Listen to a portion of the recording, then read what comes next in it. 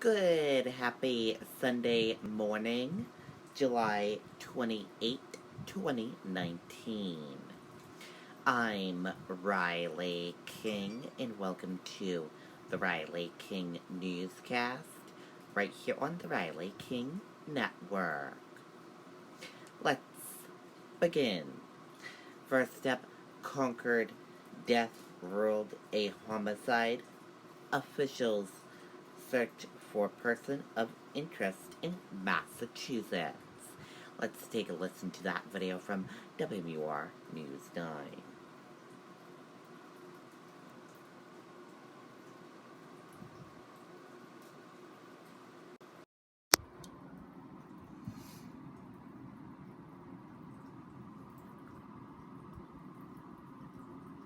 The research is clear. Early childhood education produces some of the greatest returns on investment. A strong foundation in the early years drives positive outcomes later. It's that simple. State Police Major Crime Unit and Concord Police focus on the Crutchfield Building apartment in Concord, where the Attorney General's office says 64-year-old Marshall Villeneuve was stabbed to death in his home. It's shocking when it's so close to home. I mean, literally across the hallway. Richard Janess couldn't believe the crime scene that unfolded where he used to see his friend come and go. Marshall was a good guy who'd never think something like that would happen to a person like that. Quiet guy, had his dog, went to work, kept to himself. The Attorney General's office released images of a person of interest and a vehicle they believe to be connected. He's identified as 29-year-old Joseph Handwright, believed to be in the Methuen, Massachusetts area. Police in that town noticed a vehicle matching the description out of Concord and attempted to pull it over. The car fled, parked behind a home. Police say a man and a woman took off on foot. She was apprehended, taken into custody. The man was not immediately found, sparking a massive search in the area of Jackson Street on the Methuen-Lawrence line. Intensive search was done for the next couple hours involving K-9 Air Wing, State Police Air Wing, to attempt to locate that male suspect.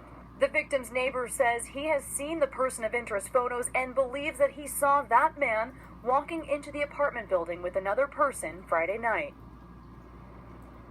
At this point, Methuen police cannot confirm if the man they're looking for is the person of interest in the Concord, New Hampshire murder investigation, but they do say that their suspect is described as being white. He was last seen not wearing a shirt, only wearing one shoe.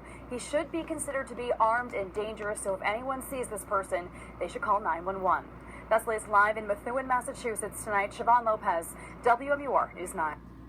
Okay, and there you go on that video and that report.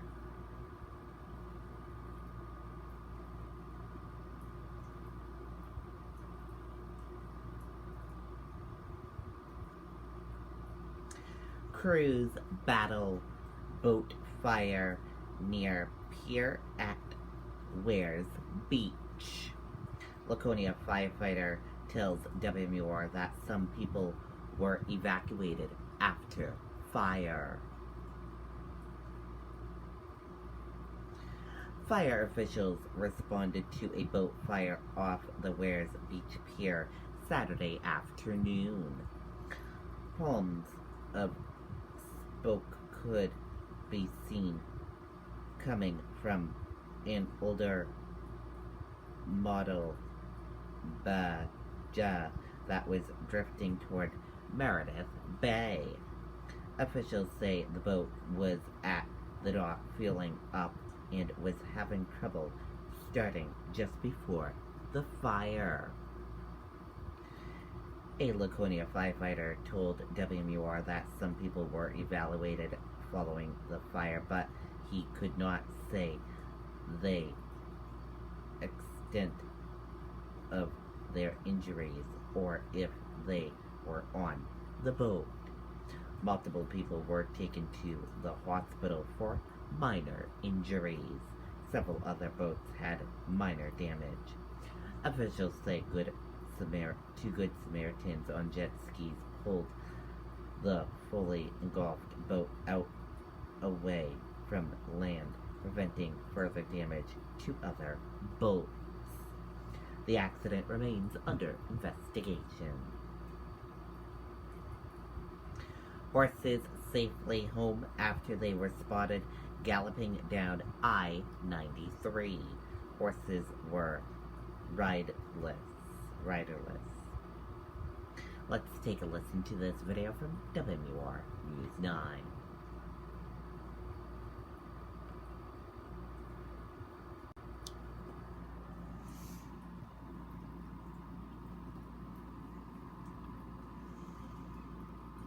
Is clear. Early childhood education produces some of the greatest returns on investment. A strong foundation in the early years drives positive outcomes later. It's that simple.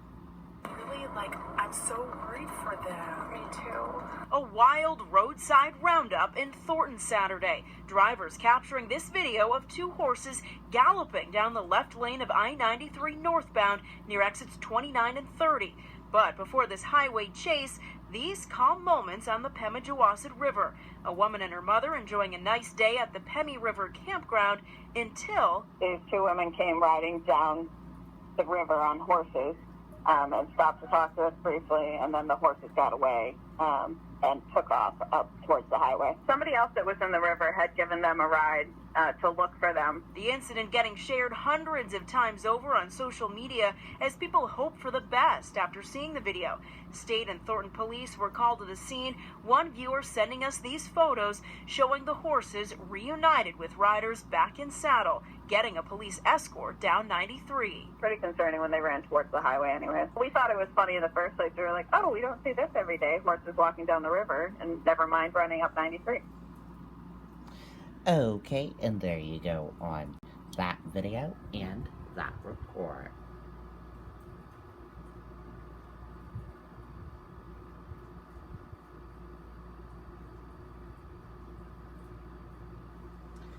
Cape Cod Beach closed after shark spotted for second time in as many days.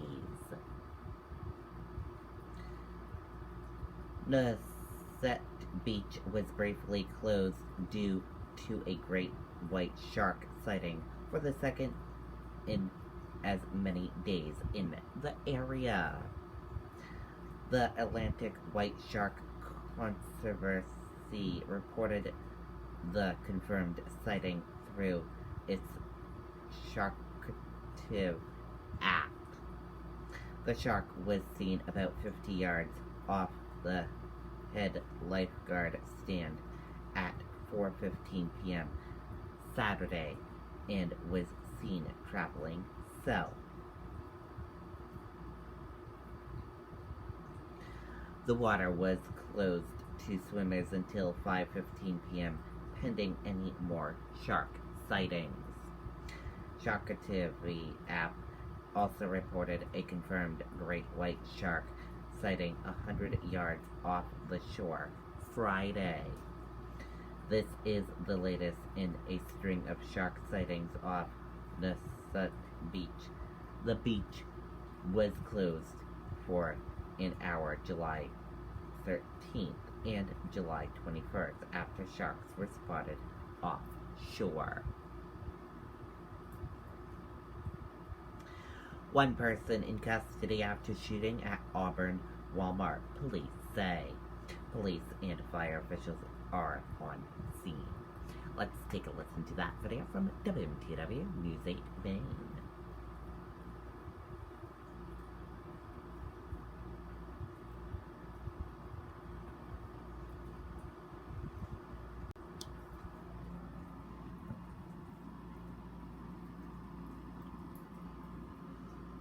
It's blueberry season in Maine. At Libby & Son U-Picks in Limerick, you'll find big, fat, juicy blueberries ripe for picking. Bring your family, enjoy the view, and treat yourself to freshly made blueberry donuts and smoothies. Libby & Son U-Picks, Limerick, Maine. News at this hour. Auburn police are on the scene of a reported shooting in the Walmart parking lot tonight.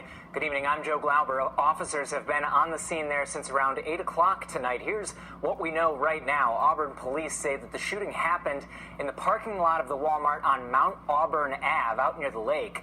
Police say that a suspect is in custody, but police haven't released any information about that suspect or how the shooting may have transpired. But they do emphasize that there is no threat to the public at this time. We'll bring you any updates as they become available tonight. More of tonight's top. Okay, and there you go on that video and that report.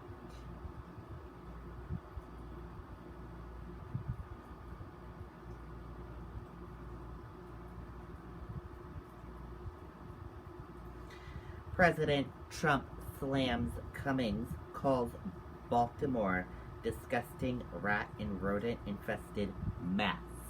Let's take a listen to that video from WBAL TV 11 News reporter Kata Mara.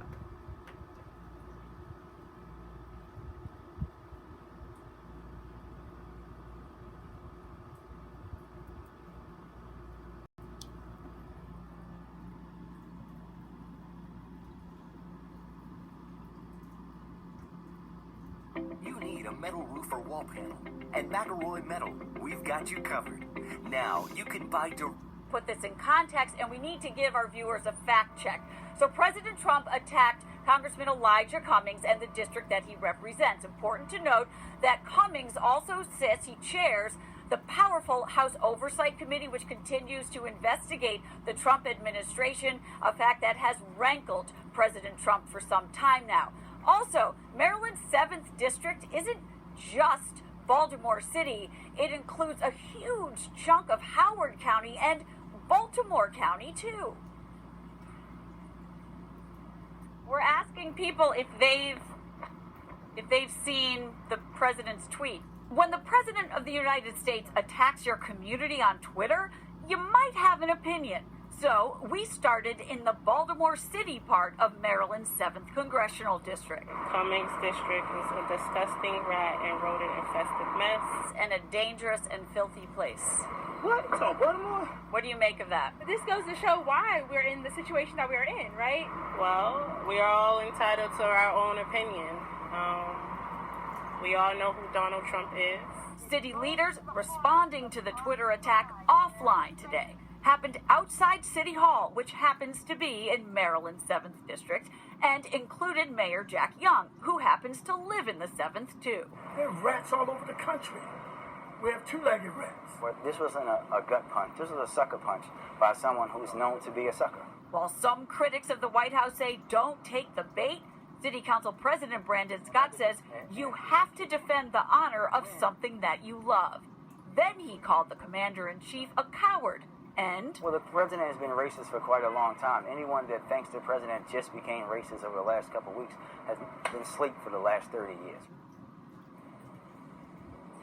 Congressman Cummings responded to the tweets on the same platform, and in doing so, he addressed the attack and the reasons behind it. He tweeted, quote, "It is my constitutional duty to conduct oversight of the executive branch, but it is my moral duty to fight for my constituents." Reporting live from Maryland's 7th Congressional District tonight, I'm Kata Mara, WBAL TV 11 News. All right, Kate, thanks so much for that. And Governor Larry Hogan responded to the president's criticism in a statement from his spokesperson saying, quote, "Baltimore City is truly the very heart of our state, and more attacks between politicians aren't going to get us anywhere."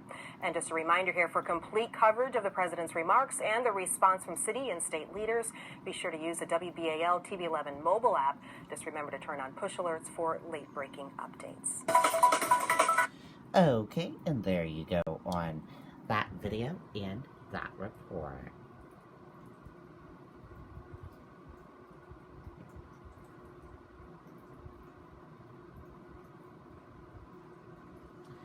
Rusty Taylor, voice of Minnie Mouse, over 30 years, dies at 75. Rusty Taylor, the voice of Minnie Mouse for more than 30 years, has died. Our thoughts and prayers go to her family and friends and co-workers. And that is it for the Riley King Newscast right here on the Riley King Network. I hope you all have a great rest of your Sunday, and I'll see you back here later on today for another newscast. And I'll have a news report coming up in a little bit. Goodbye, everyone.